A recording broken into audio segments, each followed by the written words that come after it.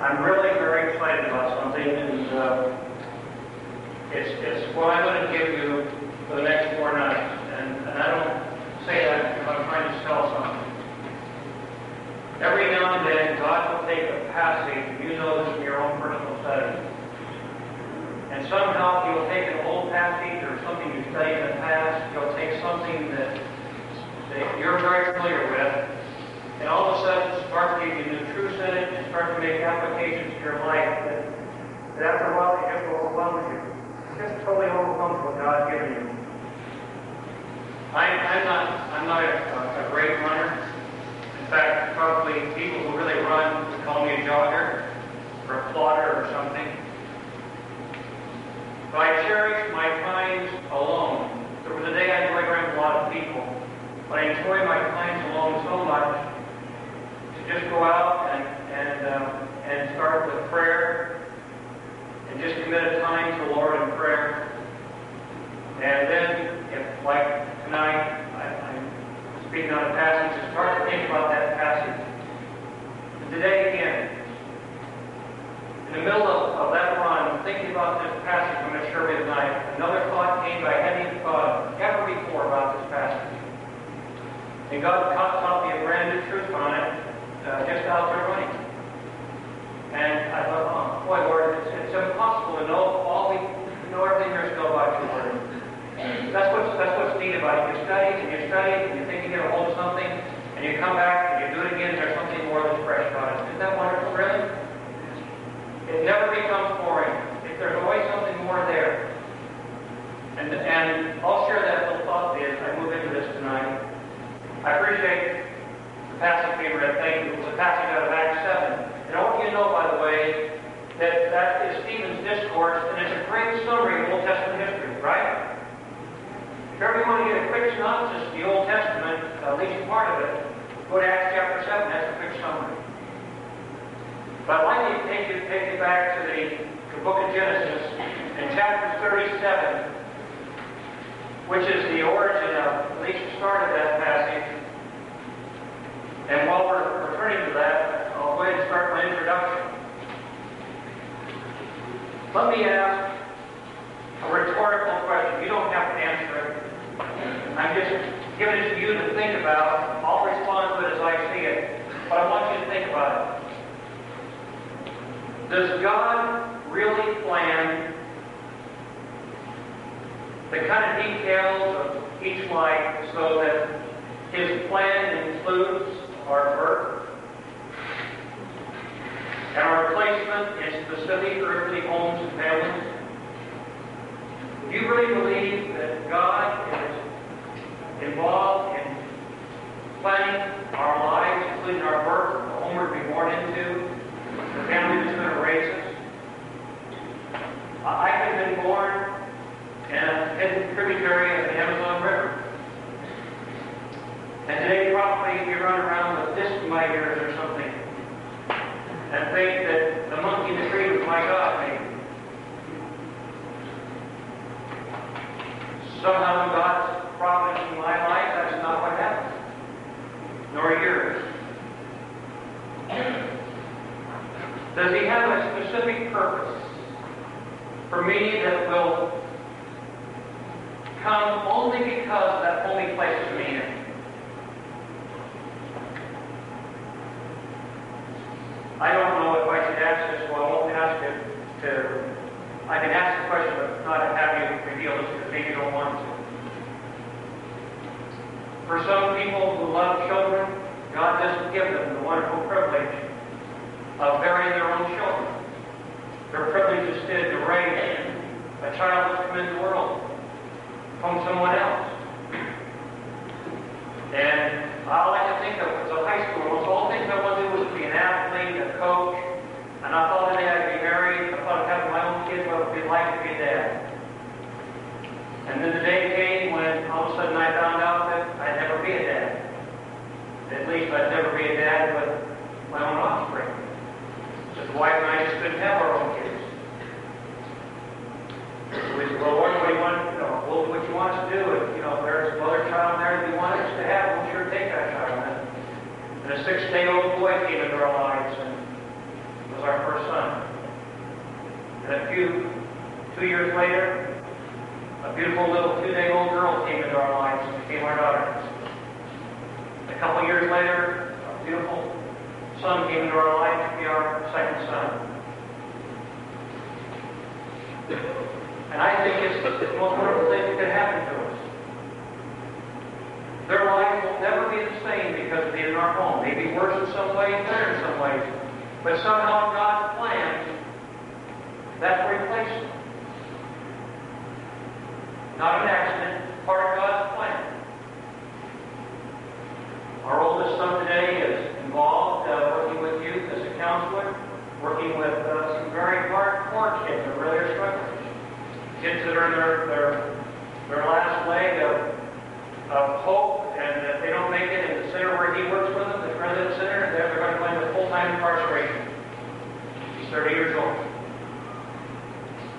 Our lovely 28-year-old daughter works at a Christian high school as a teacher and as a coach.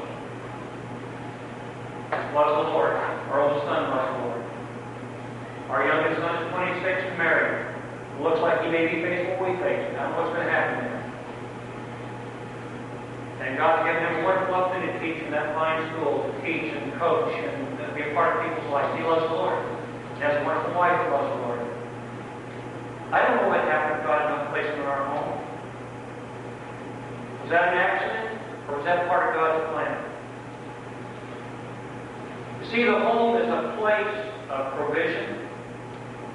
The little child, they're feeding the stuff into you. They did me. We did our kids. Providing for, taking care of. It's a place of protection. Or in some cases, it's a place of pain. It's a place of problems. But for sure, regardless, it's a place of preparation. Did you get that last statement? It's a place of preparation. A place of preparation for the rest of your lives.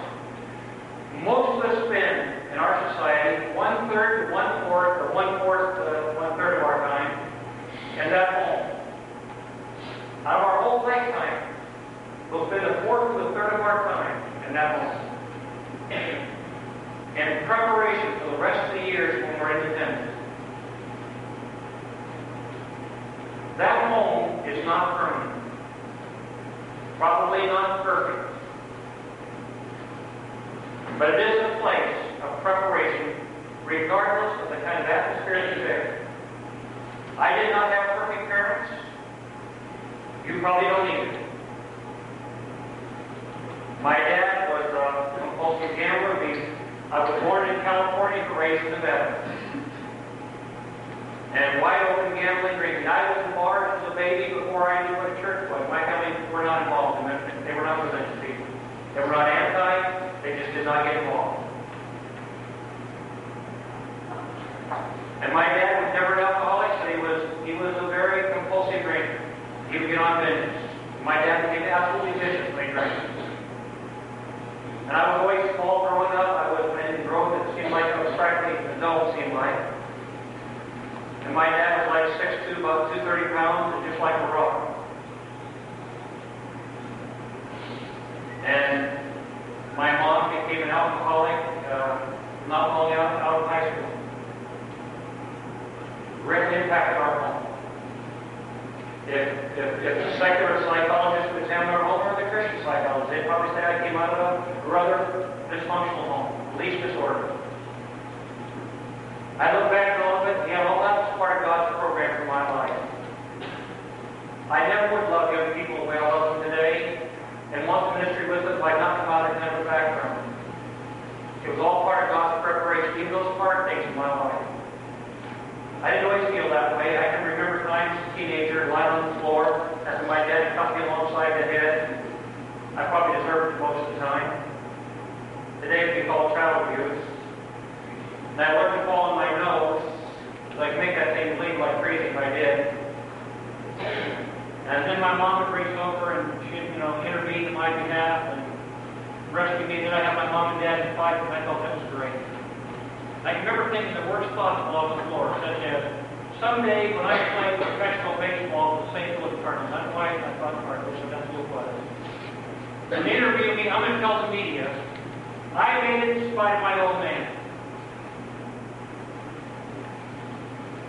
Went on tonight. Okay. Yes, 2 minutes. You can hear me anyway. And I said, in my own heart, when they interviewed me something, I'm going to tell all the reporters, I did it in spite of my old man. I'd fix it. And I recall, days, for reasons that I don't understand. I was not a great baseball player. They wanted me to be one. I did better other sports. I remember the day that I struck out 4 times out of 5 times at bat. You got to be really bad to do that. And I could hear my drunken dad on the sideline screaming and hollering, "For blank's sake, son, all that blanking kids know that's it. Blank, I'm 37 years old, I can hit that blank. Then my older coach, who was one of the most abusive men I've ever known in my life, with his assistant time, he hollered, "Huckaby!" And everybody's listening to hear the very next line. Whole stands are listening. And we used to pack out the place. It was a big thing in my hometown. You couldn't hit your way out of a wet paper bag. And everybody laughed at my experience. Probably was true. I never had a chance to try. I never had a paper bag that big. When you're a teenager, you're sensitive to those kind of things. It tears you up inside. And it makes you think twice when you get grown about how you want to respond yourself to people. And all that was part of God's plan for my life. He allowed some hard things because He was preparing me.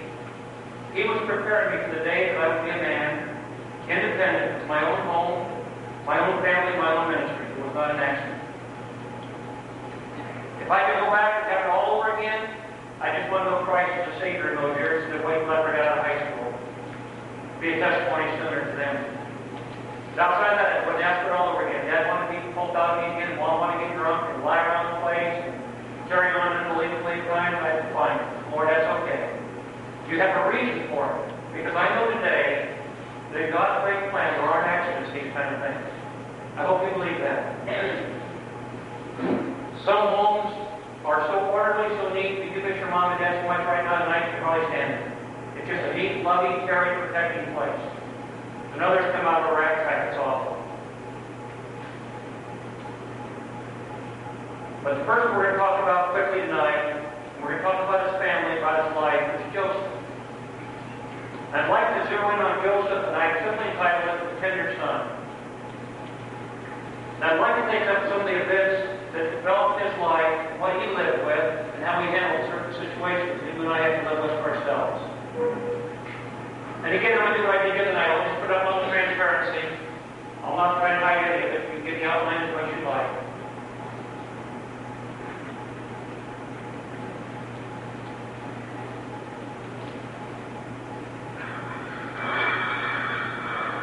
Let's see if I can hear this. Okay. Joseph, to begin with, by way of introduction, came out of a home maybe more messed up than when I came out of it. Maybe more messed up than when you're part of it. He had an aging father at this time, Jacob, 108 years of age. The scene, by the way, chapter 37, is dated for us. Joseph is 17 years of age. 17 years of age. His dad is 108. He'll live an additional 39 years. Died at the age of 147. He has 10 half-brothers, very abusive half-brothers. He has one full brother by the name of Benjamin. When Benjamin came into the world, Rachel, the mother, died giving birth to him, and Joseph lost his beloved mother. One of my thoughts today was, I wonder who raised Joseph after Rachel died. You think it was Leah, the sister, who already had her own kids? jealous of him already? Was it one that concubine wives? I wonder who raised him. I don't know. We have the amiable Joseph. He's 17. He seems to put up with all kinds of nonsense. And now we have these aspiring wives, all who want the attention of Jacob, Joseph's dad. In that day, they had more than one wife. 2 concubine wives, and Leah are still alive. Rachel is now gone. The rivalry is great between these ladies. All of them want the best for their own full sons, and less concerned about the stepsons, and probably little concern about Joseph, Jacob's apparent favorite. In fact, they're probably bothered a great deal if they have to put up with him. But that's the family setting, and I'll not go any more into it tonight because I'll pick up another place. But one of the things that you need to understand is that there's a family history, and what happened in one family was passed on to the next. It goes all the way back to Abraham. Abraham gave birth, as Sarah did, to Isaac. Isaac and Rebekah have Jacob and Esau, at least as we call the main character. Jacob, in turn, marries Leah and Rachel, and Joseph comes from that, as well as the other, what we call 11 patriarchs. And that's the lineage of background. You remember some of the things that took place in that line? Abraham, the so-called man of God, in his deceit, he goes out and people are attracted to Sarah. She's a beautiful lady. So what do you do? He lies and tells folks, no, she's not my wife, she's my sister. Almost gets her packed away and married another man because of it. Not beyond the line. All the way through, from Abraham on down, we find these men manipulating, maneuvering people. We find their offspring and their wives involved in envy. It's so great in that first family here between Hagar and Sarah. Hagar is the concubine wife that Abraham takes because it's apparent at first that Sarah can't have kids. And so when Ishmael is born, immediately the rivalry begins. Later on, Isaac is born. And boy, the bickering back and forth and the jealousy and the hate, they get so bad that Sarah finally just puts down her foot. She says, Abraham, you get that concubine wife out of here and that kid of hers, because I'm not going to have my kids exposed and I'm not putting up any more nonsense. Get him out of here. Put him out to death. And you can follow it. Isaac follows the same things and does some of the very same things that his dad Abraham did. He does the same thing he did with Rebekah. He's going to pretend not my wife. And other deceitful things on it goes. It's passed on down. Jacob picks it up. In fact, his name Jacob means what? What? Okay, another name for him would be what? Supplanter or trickster. Later to change Israel, God changes it. And what's he do? He works hard to trick Esau, his brother, out of his birthright. He goes out, conspired with his mom, to come in to be a hairy man, which he is, like Esau is, to get the blessing from his dad. And on to go some other things. There were things in that family that weren't perfect. God, when he gave us scriptures, didn't write about perfect people. He talked about real people in a real world. Just like you and me. And all those things of deceit, hate, partiality. Listen to this one. I don't know what you know about conditional love, but I'll tell you, we're living in a society filled with it. I think the hardest thing to me to survive out of my past was conditional love. I wanted so desperately to please my mom and dad. And the arena of life that they were most interested in was athletics.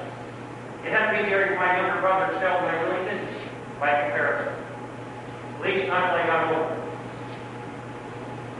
And I can remember how desperately I wanted to please my mom and dad. I can remember having a day instead of going 0 for 4, striking out 3 times, that I actually got a few hits. I can tell you days I got a lot of hits, but it wouldn't be a big deal. And I remember my dad, man, son, after a while, that's my boy, I tell you, what a great job you did. You know, he was proud of me. His son performed such a wonderful way. And the next day, or 3 days later, or a week later, wherever that be, if I messed up, I was to go. He were to go immediately in his eyes with conditional love based on my performance. Folks, that's really hard to handle unless you really know the Lord and you really got things in balance. And you understand that God allows hard things like that to happen. And it's an imperfect world with imperfect parents, you'll be one yourself someday. And God allows these things to take place in our lives to help shape preparations in mind. Jacob and his family, just to get an idea of one generation tracking the other, let me put this up for you.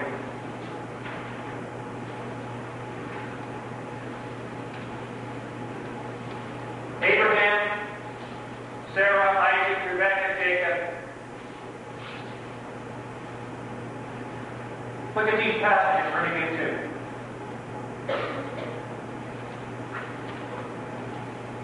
From Leah, by the way, who remembers the setting? Where was Jacob when he meets Leah and Rachel and Bilhah? Where is he? He's back in the land of Haran. We call it today probably the portion of what may be part of Iraq, Syria area. That greater area, what was later called Padan Aram, but to the city of Haran specifically. The area which Abraham came out initially. That's where the family members were. That's where Isaac went to get his wife. And now that's where Jacob goes. He's tricked, remember, he worked 7 years for Rachel. And what happened? They switched and gave him Leah instead. A week later, he finally got Rachel, but he worked for 7 years. Now he's got 2 wives. He stayed on and worked an additional 7 years. Then after that, an additional 6, he was there 20 years. And while Jacob was there, running away from Esau, amongst other things, his mom died sometime during that period, he leaves. He never ever sees his loving, caring mother who cared so much about him ever again. That's him. It cost him a lot. But Leah gives him, and Reuben, and Simeon, Levi, and Judah, Issachar, and Zebulun. Rachel gives him Joseph, and then died to give birth to Benjamin. Bilhah gives the concubine, gives him Dan and Naphtali, and Zilpah gives him Gad and Asher. There's our 12 patriarchs, 12 tribes of Israel. Or the 12 original patriarchs of Levi. So look at these passages. We talk about family problems. Genesis chapter 29, verse 30. And it talks about Jacob and all his areas of partiality, favoritism, conditional love that happens in a home to destroy somebody. And destroys his wife as well. He loved also Rachel more than these others. Leah, hated by Jacob. Probably not literally hated, by comparison to his love to Rachel. It was like Cain. She gives birth again with another child and says, now you'll love me. Now you'll love me. It doesn't make any difference. Again, doesn't make any difference. Her perception is still hated.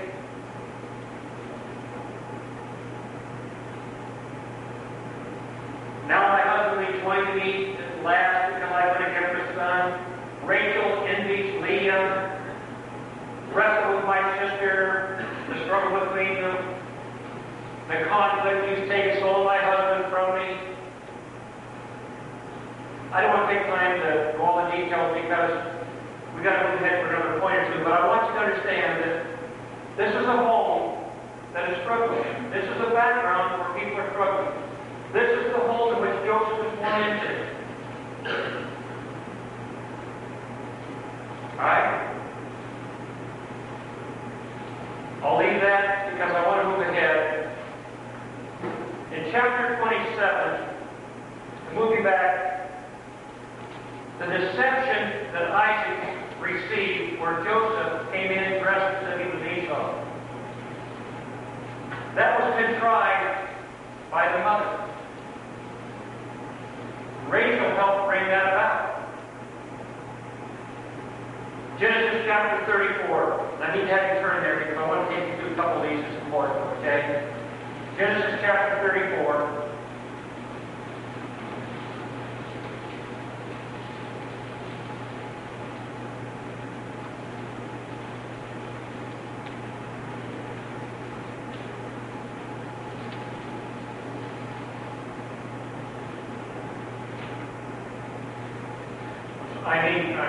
Verse 34, chapter 27, one you're going to find there. Chapter 27.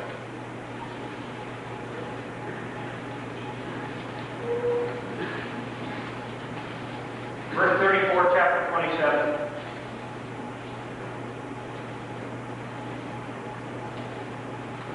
After this had taken place, when Esau heard the words of his father, that the blessing had gone, he heard this, the blessing went to Jacob. He cried with a great, exceeding bitter cry, bitter cry.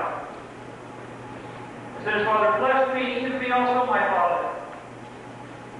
He said, thy brother came with subtlety, and hath taken away thy blessing. And he said, if not he rightly named Jacob, the trickster supplanter, for he hath supplanted me these 2 times. He took away my birthright, and now he takes away my blessing. He said, hast thou not received a blessing from me? And Isaac answered and said to Esau, behold, I have made him thy Lord, and all his brethren have I given to him for servants. And with corn and wine have I sustained him. And what shall I do now unto thee, my son? And Esau said unto his father, hast thou but one, you can hear him whining it out, one blessing, father.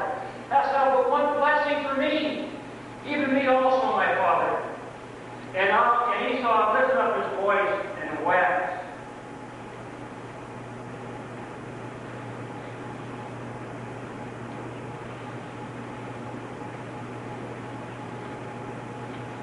Verse 42, or 41. And Esau, verse 41, hated Jacob because of the blessing wherewith his father blessed him. And Esau said in his heart, the day of mourning for my father are at hand, then will I slay my brother Jacob. And these words of Esau, her elder son, were told to Rebekah. And she sent and called Jacob, her younger son, and said unto him, behold, thy brother Esau, as touching thee, doth comfort himself, just for pity to kill you, but I know he's going to. It's not just a thought. I really think he's going to. Rebekah, the mother, is at this moment saying to her son, saying to Jacob, Jacob, if you don't leave this place and get out of here, he's going to murder you. And I want you out of here. I'll tell Dad. I'll tell Isaac that I think it's time you go find a wife back up in Iran, and that way we'll get you out of here. And we can get you out of here and get you to safety. And that's exactly what happened. Now she goes and says, I'm so sick and tired of these, in essence, these pagan women around us. I don't want our son Jacob to marry one of them. I want him to go back to Laban, to my family in Iran, and find him a wife. And Isaac said, it's a great idea. They sent him away. He's gone for 20 years up there, and that's where all these family things start happening. That's where the birth, that's where he marries these ladies, the birth of all these kids take place, except on the way out there, up Big Lebanon, that area of Iran, back in Canaan, is where Benjamin is born, and that's where Rachel dies. Now, to get you up to date to where I want us to jump off to the next point, I want to catch something of the Spirit that's picked up in some of the family traits. There's a chapter inserted in here that's a break. You start a sequence in chapter 37 about Joseph. And then all of a sudden, there's a break in chapter 38. It talks about another individual. And what happens there with that individual? Before it picks up again, the story of Joseph. And again, before that, there's a break in the whole story to just talk about Esau and his family. And these breaks aren't indiscriminate breaks. They tell you a lot about family. And all I'll just tell you about this is, in one case, it talks about Dinah's sister and what happened to her and how she was molested and raped by a Shechemite, and how the two oldest sons of Leah conspired to wipe those people out and what they had to do. And Joseph, as a 6-year-old boy, viewed all this. Later on, he sees what's happening. He sees what's happened with one of the other brothers, who gets involved with one of the wives of the concubine, who gets involved with an adulterous relationship with Philip. He watches a prostitute get involved with Judah, another brother. And he watches these things take place. They impact his life. He's already got problems with the brothers. And by the way, the difference in age is not probably as great as some people think. I have written a wonderful lesson with some super chronologists who really worked very hard to put some of this together. That really helped me. And maybe the difference between the oldest brothers, between Reuben, for example, and Joseph likely only as much as 7 years. So they're closer to each other's age than not. He's watching these things take place. And when Dinah is molested, there in chapter 35, and the brothers go wipe out the Shechemites, just slavery, bring back their goods, their wives, their families, and stuff from them. He heard all that. And he saw the way they could handle vengeance or hatred or getting even, whatever you want to think of it as. When he saw what happened with the struggle people have with immorality, he viewed that. That was a real issue in the family. Things he remembered in his head, other things. But I need to move you ahead to our 37th chapter, so I can get us through this in the next few minutes. Because it begins with this statement in chapter 37, after this kind of background. And Jacob dwelt in the land wherein his father was a stranger in the land of Canaan. By the way, this should help you. The lower part of the great land of what we call Israel, Canaan, would include cities like Beersheba, Hebron, Mamre. The lower part, sometimes called the area of the Negev. This was the area where in the end, Abraham spent a lot of his time. This is where Isaac spent the last of his days. This is the area which Jacob moved back to. And there's an 11-year period in the life of young Joseph. Just an 11-year window in his life when Isaac is alive, Jacob, his father, is alive, and young Joseph has a chance to view all of them back together again in their lifestyle. And probably during most of that period, his mother Rachel was off the scene. She died, and his little brother Benjamin has just been infant, run into his young toward his teens.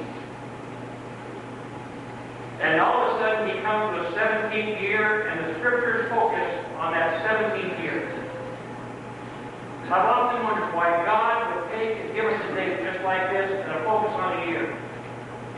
But when we read the rest of what's going to take place, especially what happened in his life, and I knew it was for teenagers, just like you, like me when I was a teenager.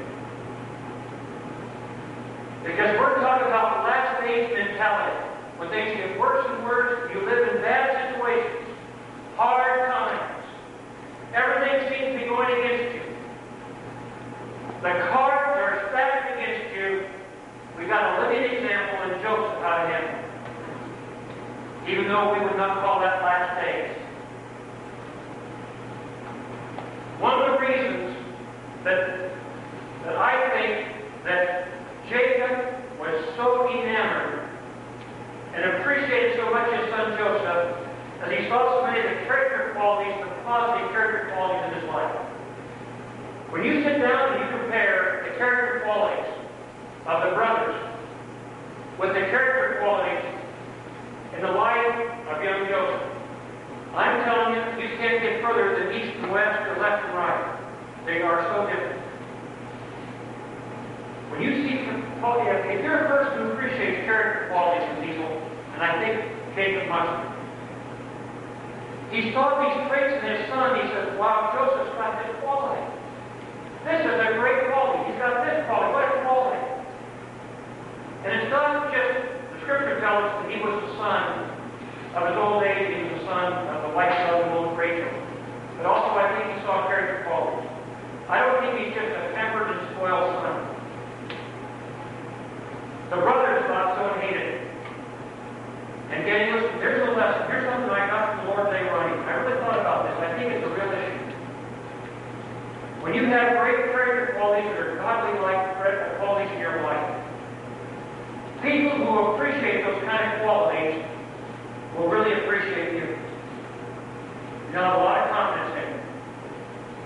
I know like these five guys, I see them develop certain qualities, certain abilities, to do certain things for the Lord. I get so much confidence in them that it means so much to me, those qualities in their life. A lot more than a lot of performance things. And sometimes someone comes along and they're just so filled with qualities, they're just something very attractive about them. And people may say, well, that's favoritism sometimes. You're attracted to a quality. But you know who isn't attracted? People have to live around them who don't have the quality in their life at that moment. They hate them. And that's where the brothers were. They hated Joseph. They could not stand him. But the day came, 22 years later, when they were so thankful for those character qualities, because the character qualities were such a hard pill to swallow. 22 years before, now it became the prescription to save their lives. Because had he been like this, he'd have said, glad you're here, boy, I've been waiting for you. Off with their heads. Let's take a supper a little while first. Like they did me. But that's not the kind of quality Joseph had in his life. His quality was, you're forgiven. God knew what he was doing. God did it for good. You guys like to wipe me out? God knew better. I can see God's hand in this thing. I'm not like you, running around trying to get even all the time. If I was, you'd be dead now. But God gave me a different quality in my life. I see things different.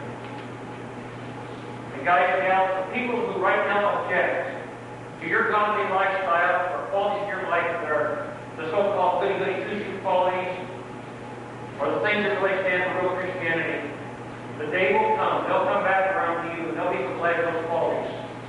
Because the day will come, they won't be a better built than you be a blessing to them. Amen? I guarantee you that's true. And they struggled, these brothers.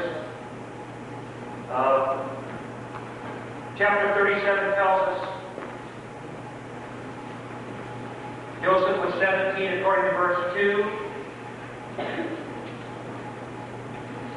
And immediately something's happening out in the field. They're not doing what they're supposed to. And Joseph comes back and reports to his father. And don't misinterpret evil report now. He brought back a report of what was happening, not intended to be an evil report about things, but to just report back, hey, Dad, something's happening out there that I'm not sure it's good for everybody. Well, he didn't like that.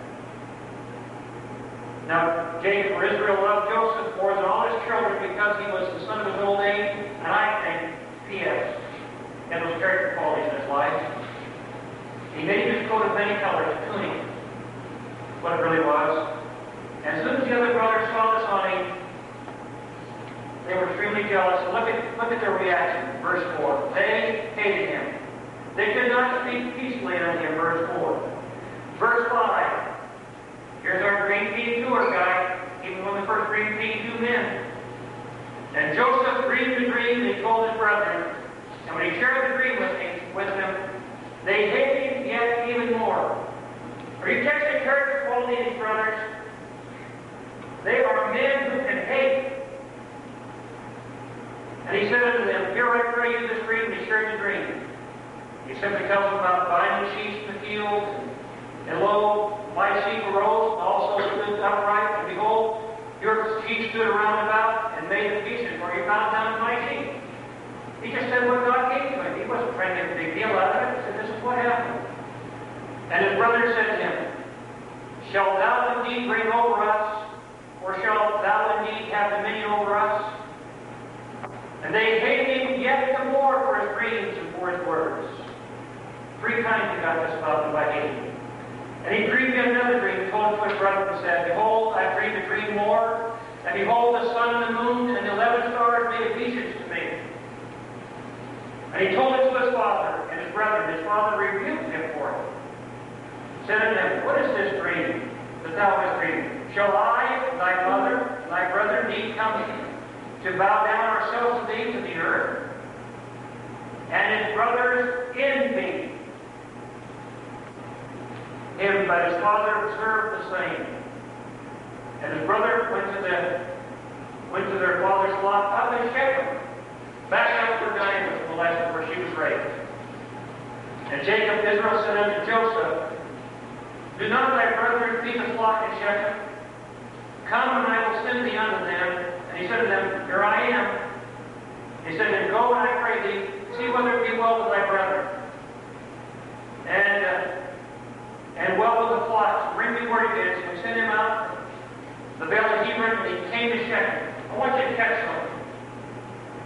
Do you think you want to go back up by yourself in the presence of your brothers that you just learned how much they hated you, how much they envied you? Get out in the field miles and miles away all by yourself? You think you want to go back up with the Shechemites who were slaughtered? They could hardly wait to get even with that family? Who knows what even happened to his brothers up? No wonder Jacob wanted to know what's happening. And what Joseph did, he immediately responded. He didn't say, hey, Dad, I can't walk with my wife down. He immediately responded and said, yes, sir, Dad, I'm going. I'll do it. That's the kind of party he had. He can't find them, so he goes to another place. He looks all over the place to try and find them. And when he finally catches up with them, verse 18 says, they saw him afar off, and even before he came near to them, they conspired against him to slay him. Hate, hate, hate, envy, get even, now this murder to do. They said to one another, behold, the dreamer coming. Filled with sarcasm, it's just driven from their mouths. Here comes that stupid dreamer. Come now, therefore, and let's slay him. Verse 29, or 20. And let's cast him into some pit. And then we'll say, some evil beast has devoured him. And then we'll see what will become of this dream. That'll fix him. These are great guys. Everybody wants brothers like this. What a neat family to be a part of. If I want to be a little bit more fond of Joseph too. You know, it's like a pit of vipers and one great person. And Reuben heard him, and he delivered him out of their hands. He said, let's not kill him. Reuben said unto him, shed no blood. So let's cast him into this pit that's in the wilderness, and lay no hands upon him, that we might rid him out of their hands and deliver his body. He just wanted to put him aside and hide him. And it came to pass when Joseph was coming with brethren, they stripped Joseph out of his coat of many colors on him.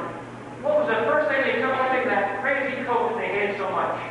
That represented his father's special love. They wanted to get rid of it. They could hardly wait to remove it. And they took him and cast him into a pit. The pit was empty. There was no water in it. And now you got into the pit. I don't know if there's scorpions and the rest down there, but you're down in that pit anyway. And they sat down to eat bread. Didn't eat vomit. Didn't even want it. They're not even upset enough to tell them meal. And they lifted up their eyes and looked, and behold, the company of Ishmaelites, these are traitors, came to Gilead with their camels, carrying spices, balm, and so forth. They're going down to Egypt. And Judah said unto his brethren, what profit is it if we slay our brother and conceal his blood? Come, let us sell him to the Ishmaelites. Within this caravan will be some Midianite traders amongst the Ishmaelites. group of Midianites, and that's, we're told, we ended up actually purchasing him.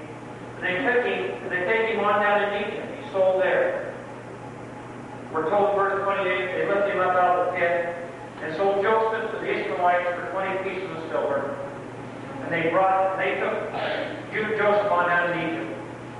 And Reuben returned unto the pit, and behold, Joseph was not there, and he was pretty close to what happened to him. And they told him, he said, well, I'm going to go back and tell Dad I'm the oldest. So they took Joseph's coat and killed the kid goat and dipped it in the blood. Then they sent the goat, then the coat of many colors, they took it back and gave it to Jacob, the father.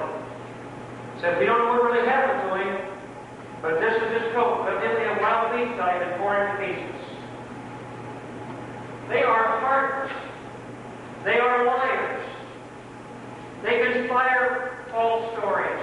And now they break the dad's heart, thinking that his son is dead. And they see the dad weep. He talks with a broken heart, and they don't even want to console him. They watch him hurt. It doesn't even bother them. And verse 6 simply says, and the Midianites sold him in Egypt unto Potiphar, an officer in Pharaoh, the captain's guard. Let me give you what I just gave you in closing, so you can catch the outline. I just give this to you already. The latter part of it,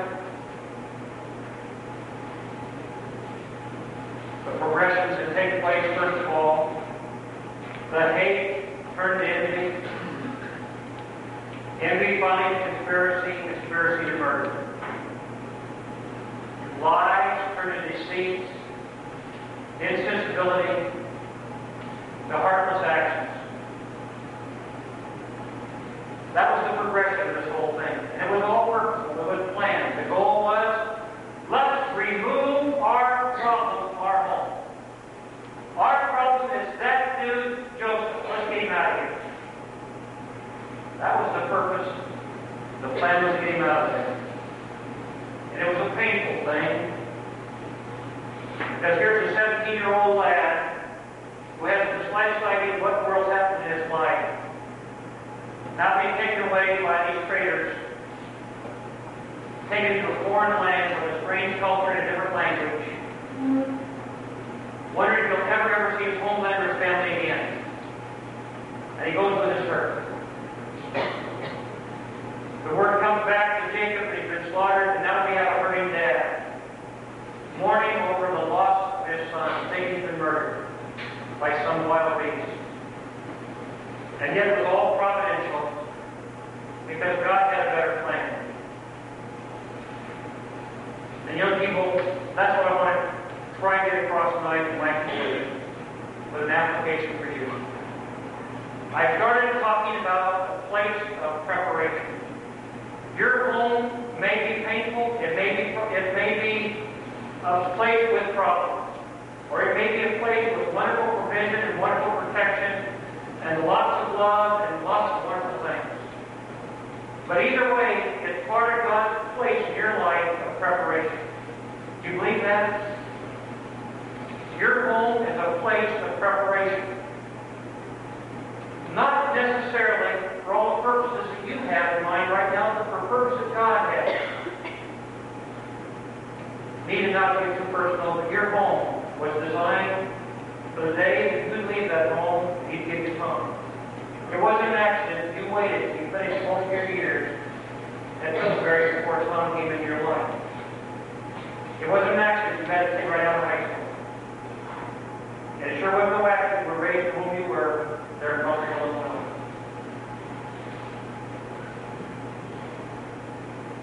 That's true of every single one of us in this room. For guys like Craig, your home, godly mom and dad, involved in ministry and Christian schools, no accident, right? Every part of God's plan for your life. It doesn't sound Christian with not an accident. Part of God's plan for your life. For you, Big Mark, end up in a home with a dad as an administrator of the public school system, heading up the Fellowship of Christian Athletes group on your campus, usually in involved in that area and give the slides given to you and the public background, all the rest. That was part of God's plan for your life. You didn't maybe see me a little bit, not an accident. All those things. God knows what's happening. He knows what's best, even the hard things. The days that I got alongside heads up before, great lessons for preparation. God knew He was doing. You're becoming today what you're really going to be tomorrow. Listen to this, please. Some of you dream things like this.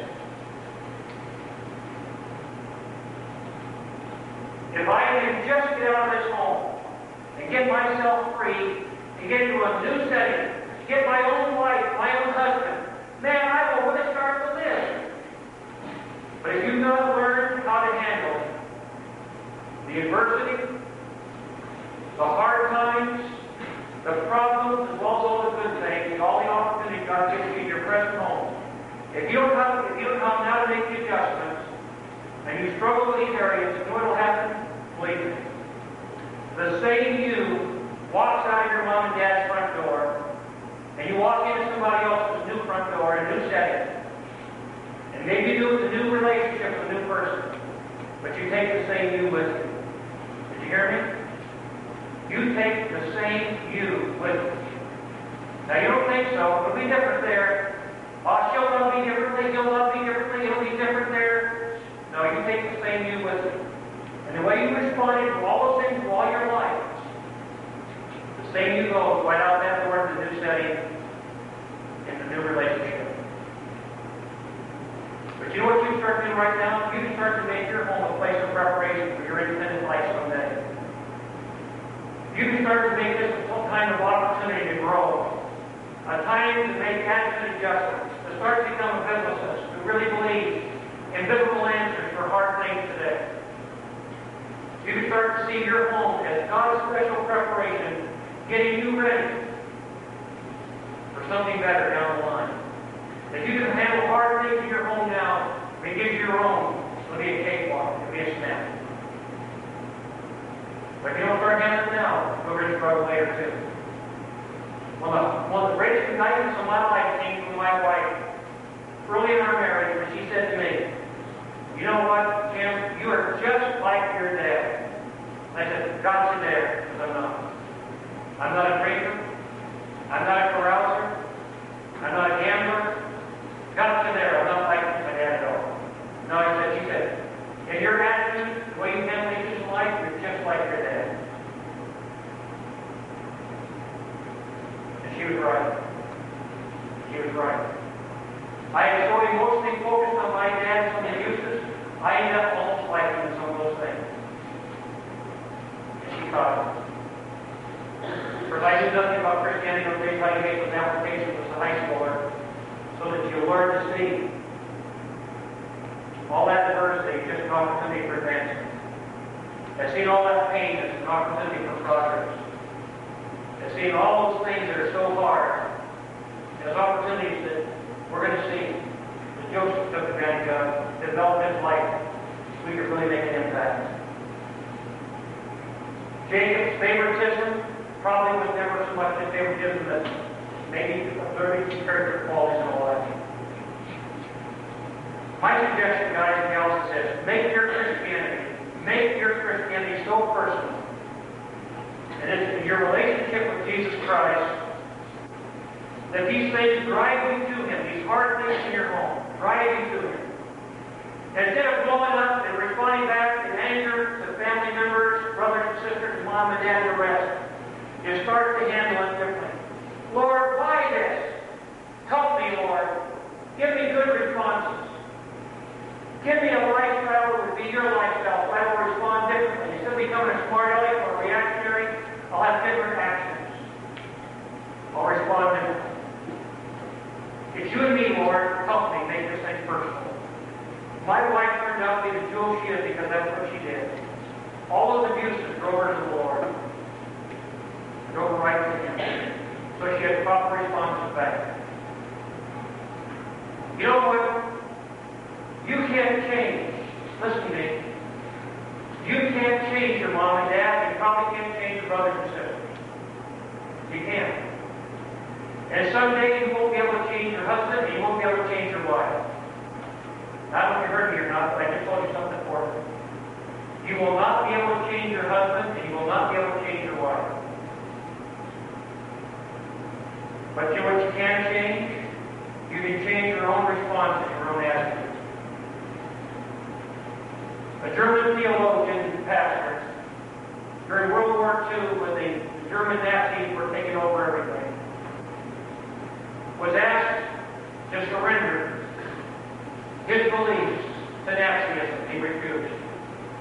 So, they took his church library. It's a big deal. Now, what do you think? Sorry, I can't change what I believe. They took his church from him. He was not a church. Now, how do you feel? Don't feel any different. I can't give up what I really believe. They took his family from him. Now, how do you feel? I'm sorry they're gone, but I can't change how I feel, how I believe, what I believe. And finally, he stood in the great judgment hall. They stripped him of his clothes. The only thing he had left was the clothes of his body. And they said to him, now how do you feel? Are you ready to renounce all you believe about your Christianity? He said, no. You can take all those things from me, but you know there's one thing you can never take from me. You can never take my attitudes about life. I have to surrender those myself. And he's right. Nobody can take your attitudes for you. Take your attitude away from you. You can face the hardest things and hang on and choose to have right attitudes. Or you can choose to blame everybody else for all your problems. You can choose to be a hater. You can choose to be envious. You can choose to think that a new city will give me a new start, things will be different there. And you can take your rotten lifestyle with you, it will be different when you get the new city, and it won't be. Or you can say right now, Lord, you know that things aren't easy in my home, or maybe perfect, or maybe they're great. But I know this. I want to have a home someday that's the perfect type of home, the best you can make it for me. And I know unless I start to handle hard things right now, I'll never be able to handle them then. Guys and gals, I don't know how you feel about this. I would stay here tonight, the whole night, talking like this, if you'd ever allow me to try and get across to you how important it is for you right now to start making adjustments in your life. To see that God wants to lead in your home, and He wants to lead you through hard things. That your mom and dad are there sometimes as they may appear to be the vilest creatures on this planet. I can see a girl this day in western Pennsylvania who just blew me away, a babe in Christ. Her mom and dad owned a pub, a bar, and attached to it was an illegal little place of prostitution upstairs. And this teenage girl was introduced to Christ from her friends at her high school. And I remember when she came to a camp. And I sat with this girl in this camp in western PA. And I asked her about her life. And I found out about her background. I said to her, tell me something. Wasn't it a sick, awful thing what happened to you in your middle of these years as a teenager, being raised? Their home was also attached to that bar there, right next to the prostitution area. I said, because I learned that she had to go around the next morning before she went to school, clean up the bar and clean up the little rooms where the men went. So she knew all the good places. She heard all the noises and all the rest. She knew exactly what was happening. And she had to do all the cleanup of all the junk after. I said, wasn't that a sick thing? Didn't you hate that? Didn't you just hate to be that kind of a home? Oh, no. She said, now that I know Christ,